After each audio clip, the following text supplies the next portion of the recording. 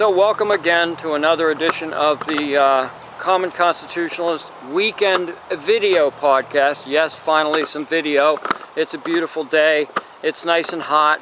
Everybody's whining about the heat in New England, but me. I live for this weather. It's about 90 degrees, a little breeze blowing, pretty, just Jim dandy for me. Love it. So today I've got several topics.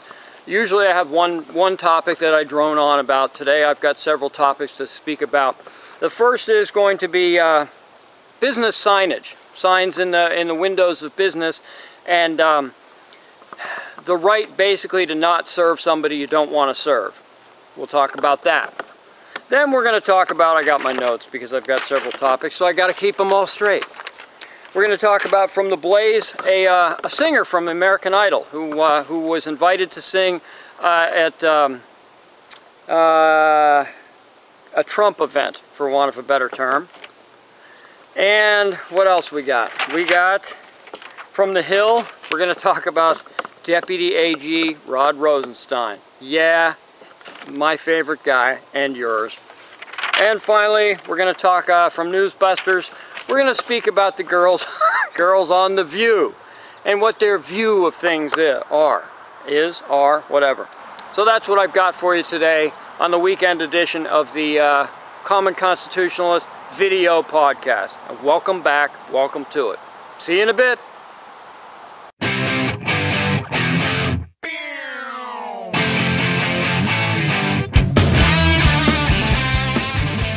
You're watching the Common Constitutionalist Weekend Video Podcast.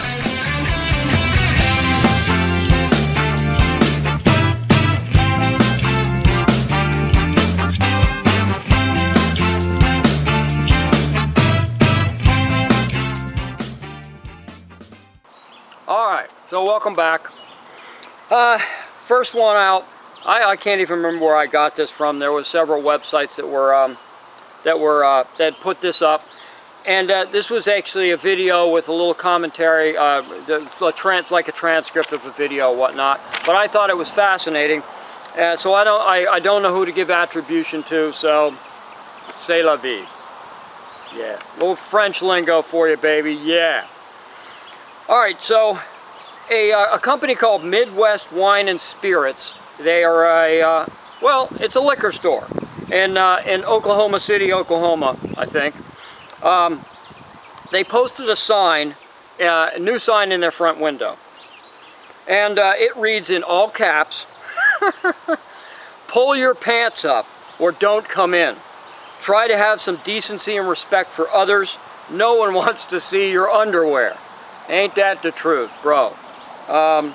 Within reason, no one wants to see. Well, you know the style, right? These dopes walking around with their pants around their. I mean, it's like 6 inches, 8 inches below their waist. I don't even know how they stay on. I don't know if they have rope or something that they tie around their neck and their back to hold the pants up under their shirt or something. I don't know how they stay on. I guess they cinch their belt up or something, but it's right around the crotch. It doesn't make any sense at all. Have you ever seen anybody try to run across the street? I actually saw a guy almost trip and fall down because his pants were sagging down so low. It's just the most, I'm going to just say it, it's the most asinine thing I've ever seen. I've seen some really dopey fashion styles, but this is it's just outlandish. I don't even know who the crap came up with it. And so whatever, that's my personal opinion.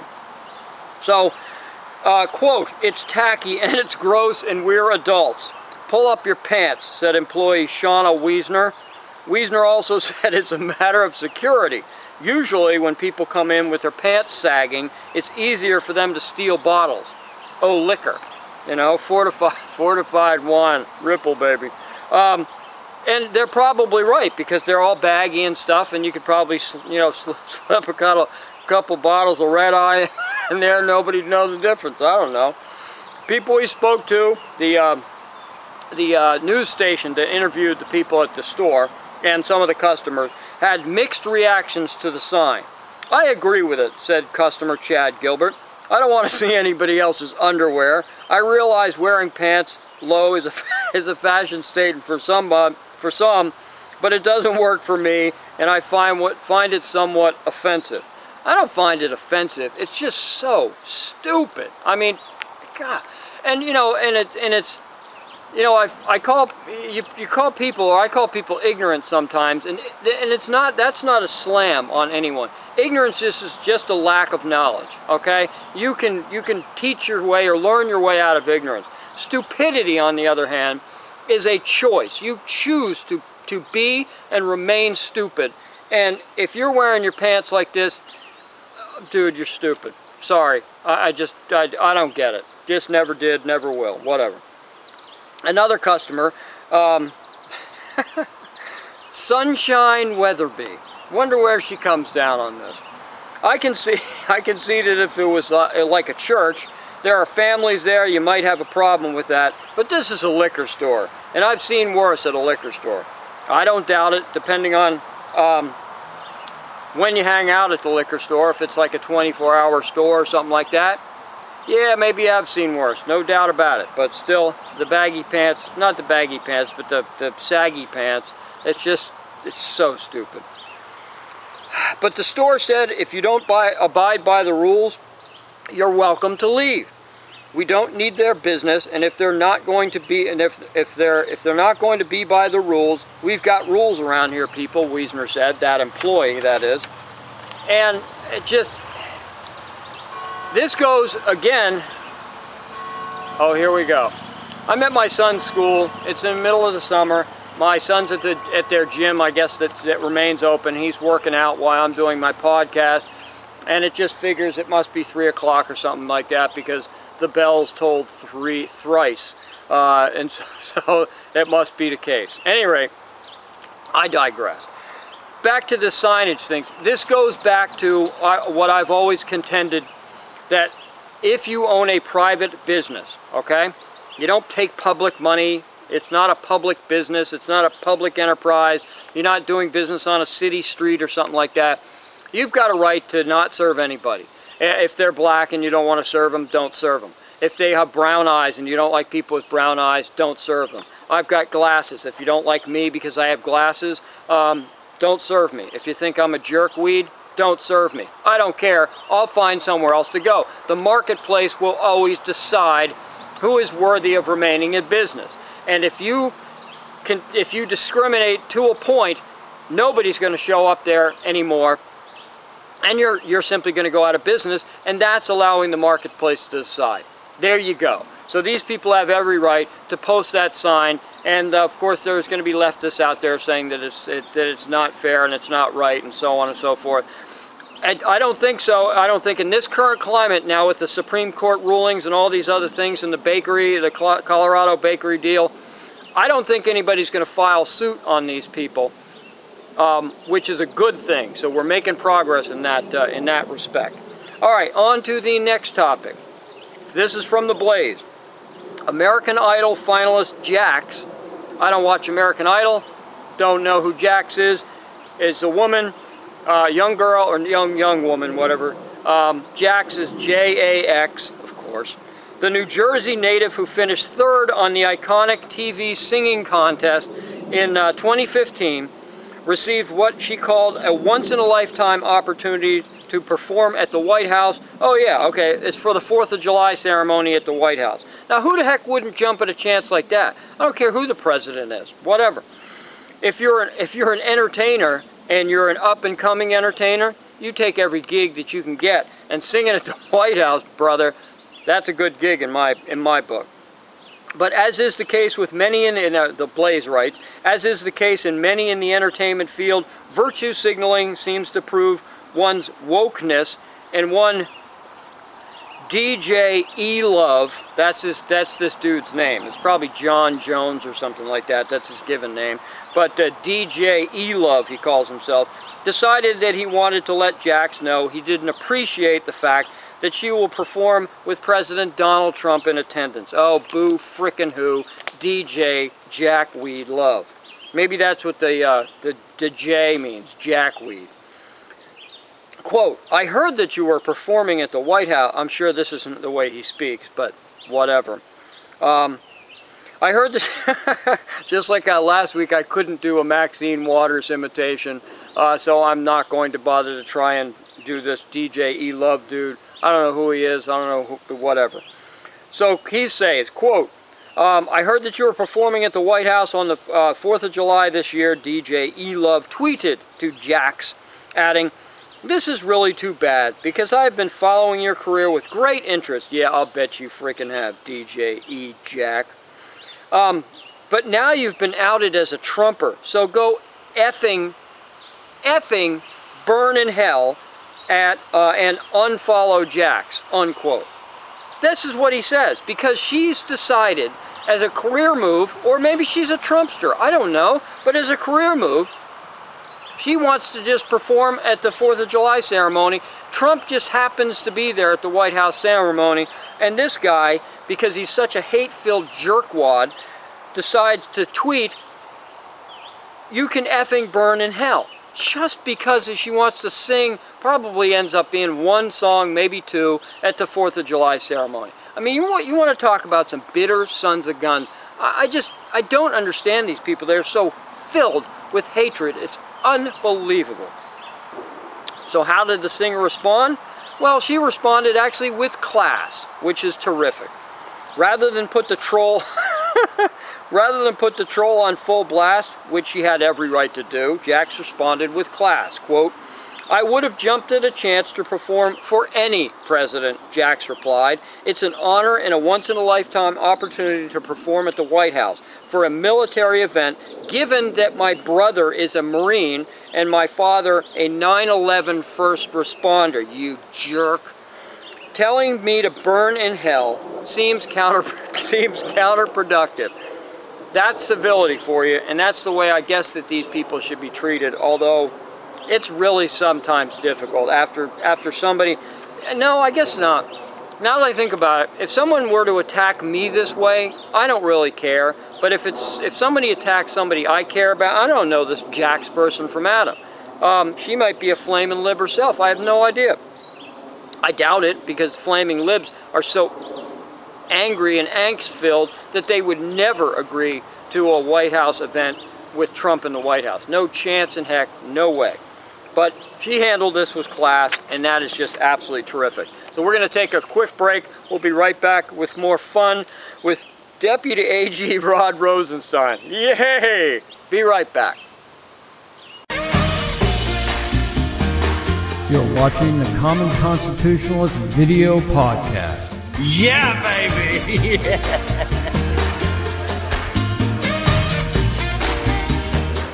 Okay, I am back. And what fun we're having. This next piece is from the Hill, or I got it from the Hill, and it's about our favorite Deputy AG Rod Rosenstein, and we're going to talk about Rod's feelings today, because that's what liberals do. They talk about their feelings. According to friends of Deputy AG Rod Rosenstein, the Hill writes, he felt Trump used him to fire Comey and subsequently damaged his reputation. Okay. Deputy Attorney General Rod Rosenstein told peers that he was angry over how President Trump used him to justify firing former FBI Director James Comey last year. The New York Times reported this just this past Friday. And of course, because it's the New York Times, it's everything fit to print and everything fit to lie about. And the only thing good for the good about the New York Times is if you have a canary, you put that at the bottom of the cage to catch the poo. There you go. That's what the New York Times is good for. So anyway, Rosenstein has repeatedly confided to colleagues, of course, he's confided to colleagues that the scandal damaged his reputation, according to 4 people familiar with the issue. 4 unnamed people. So probably 2 were unnamed and 2 were made up. I wouldn't put it past the New York Times to do anything like that, or just make up the whole bloody story.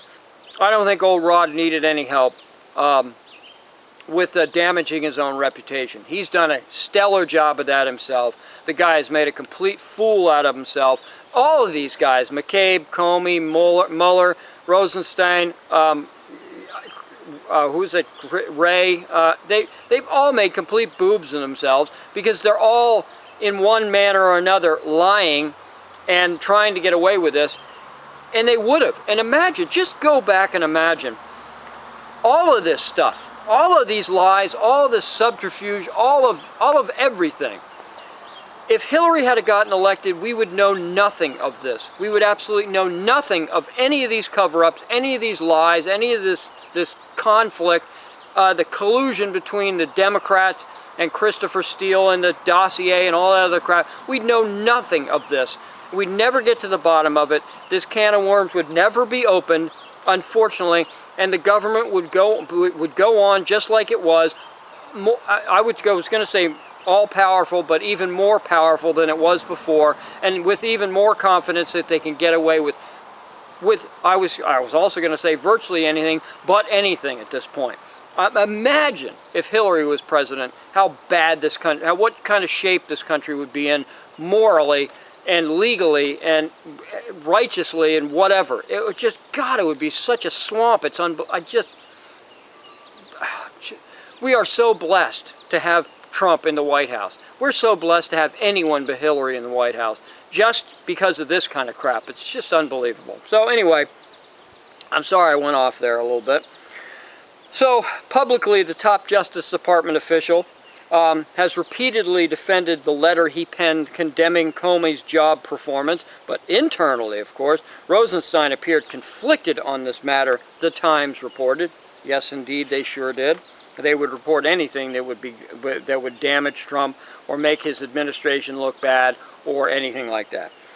All right, so the next portion you got to listen to, because there's a single word that you need to focus on, and we'll go over that as soon as I read this sentence.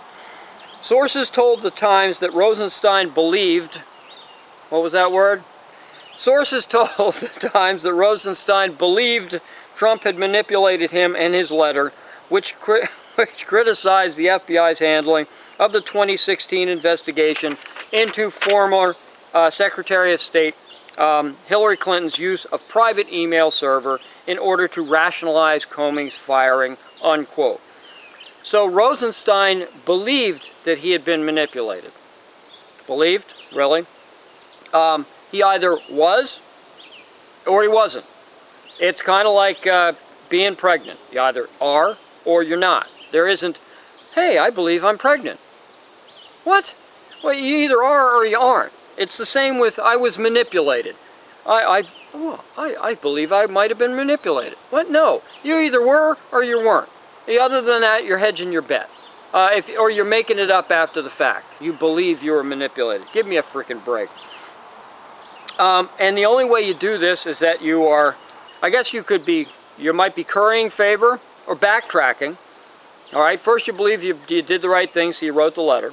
And then you backtracked because you forgot what side you were on, and it ain't Trump's. You're currying favor, or you're just being a wuss who was able to be pushed around or something. Or better yet, Trump is a wizard who cast a spell on Rod Rosenstein, made him write the letter under a trance, okay, and then when he came out of the trance, he had believed he was manipulated.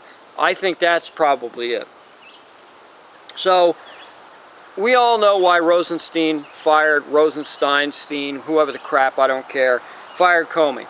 It was basically to set the wheels in motion to appoint his buddy Mueller and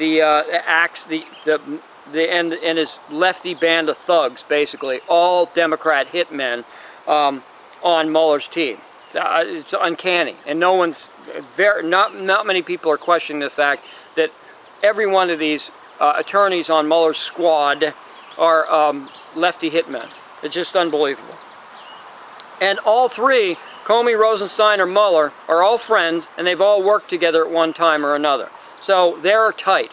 So this was a setup from word go. So when Rosenstein tries to say, well, I think I was manipulated by Trump, that's just a bunch of bull crap. Maybe he was manipulated by Trump because Trump said, somebody's got to write this letter, and Rosenstein said, oh, okay, I guess I'm the AG now, I guess I have to write it. I don't care, whatever. It got written, it was correct, Comey deserved to be fired, Mueller deserves to be fired, the whole thing needs to go away, and other than that, I ain't got nothing to say about it. So we're going to take another quick break. We'll be right back with our last topic, the girls on The View.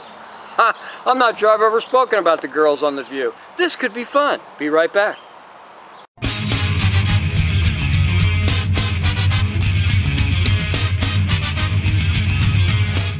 You're watching the Common Constitutionalist video podcast. Yeah, baby! Yeah.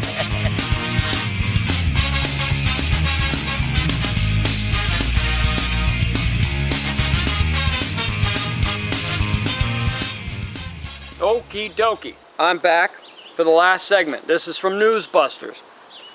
And this is a good one. You know how the CNN, MSNBC, the lefty news programs and whatnot, they'll always have their token Republican that'll come on and defend a certain position, certain right-wing type position or whatnot.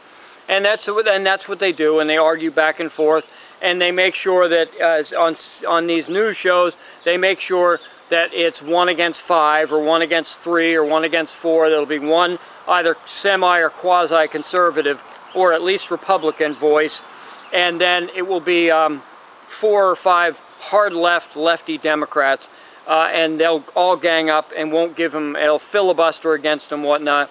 And they'll get about 30 seconds worth of time. And sorry, Joe, we're all out of time. We'd love to hear your conservative answer, but oh, son of a gun, we're out of time because I let all the liberal lefties speak for 5 minutes apiece, and you got 30 seconds. But at any rate, so that's normally what happens. What you normally don't see is, unless they're phony Republicans, rhinos, or never-Trumpers or things like that, what you normally don't see is you don't see Republicans agreeing with Democrats, and particularly agreeing with this particular Democrat. So this is from Newsbusters. Friday at ABC's The View, as Republican strategist and CNN political commentator Tara Stetmeyer filled in as a guest host, the panel sat down with Alexandria Ocasio-Cortez. This is the Democrat socialist who recently beat out the lazy buzzard lefty incumbent white guy in New York's 14th congressional district primary. So while the media has gone gaga over the notion that she could be the youngest woman ever elected to Congress, they've glossed over her radical leftist views. And boy, howdy, does she have some. She's the one that claims that that democratic socialism is different from socialism. Right. But she never explains why or how. She just, everybody takes her word for it. And they nod their heads like, knowingly nod their heads like, oh yeah, I know what you're talking about. They don't have clue one, because most of them can't define socialism either. Other than it's Shangri-La or something. So even as two Republicans sat at the View, the Newsbusters writes, even as two Republicans sat at the View's table today, they managed to shirk away from confronting Ocasio-Cortez on her platform, which is about typical, because they probably would have been cut off and thrown off the set or something like that. The host started off giving a warm welcome to Cortez by playing Bruce Springsteen's Born to Run as she walked out to the excited crowd. I'm so proud of you, host Sonny Hostin gushed repeatedly to the fellow Puerto Rican from the Bronx. Yay for diversity.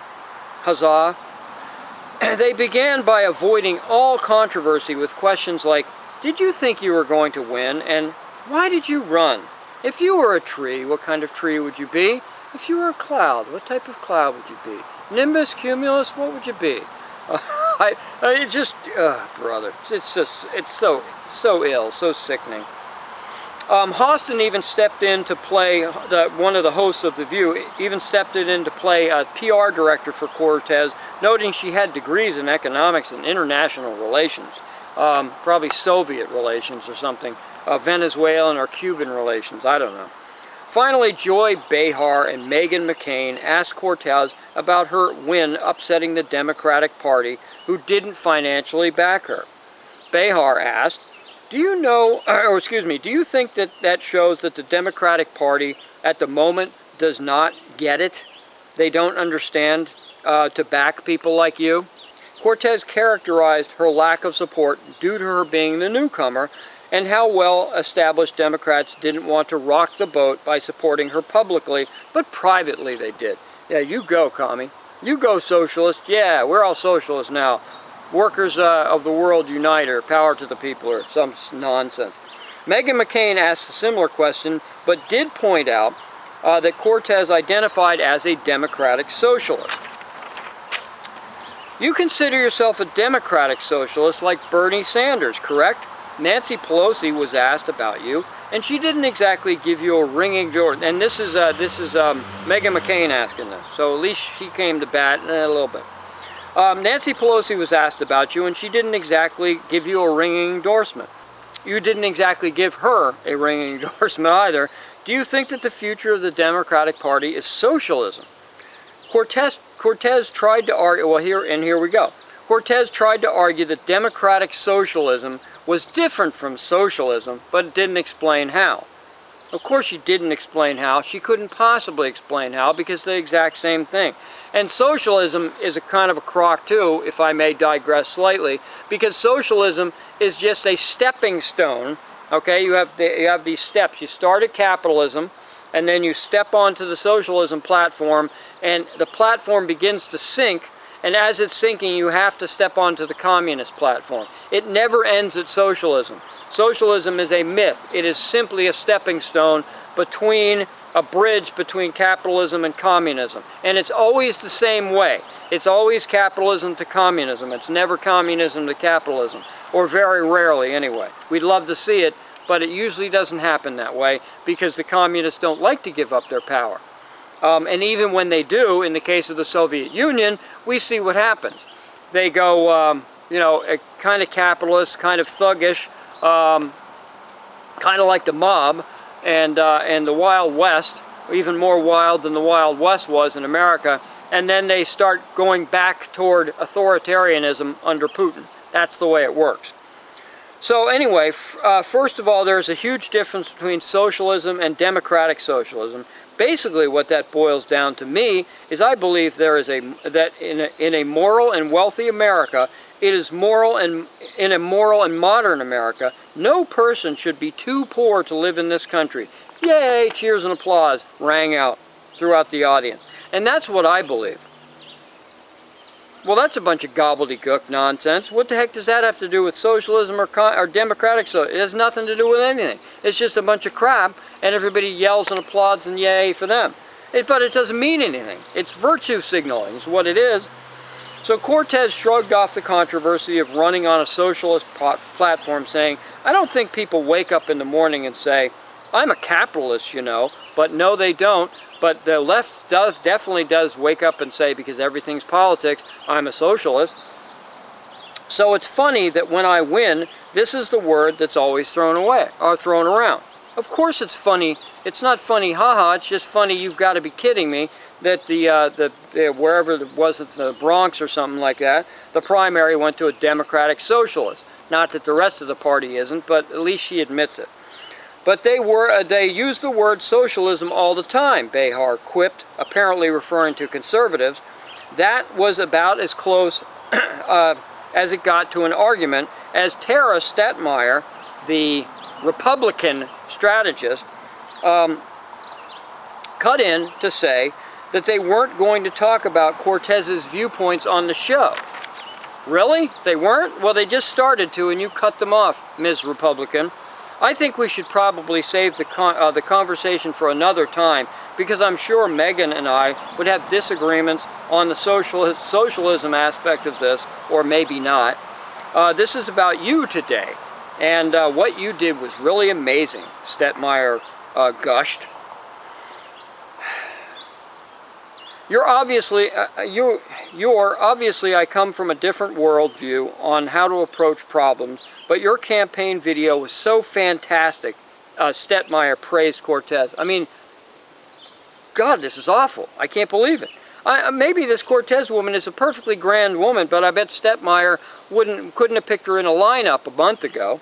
So I don't think she knows her. She just knows that she's a socialist and doesn't want to go there because she doesn't want to get booed as a Republican on The View, because that's more, her public persona is more important than the nation, apparently.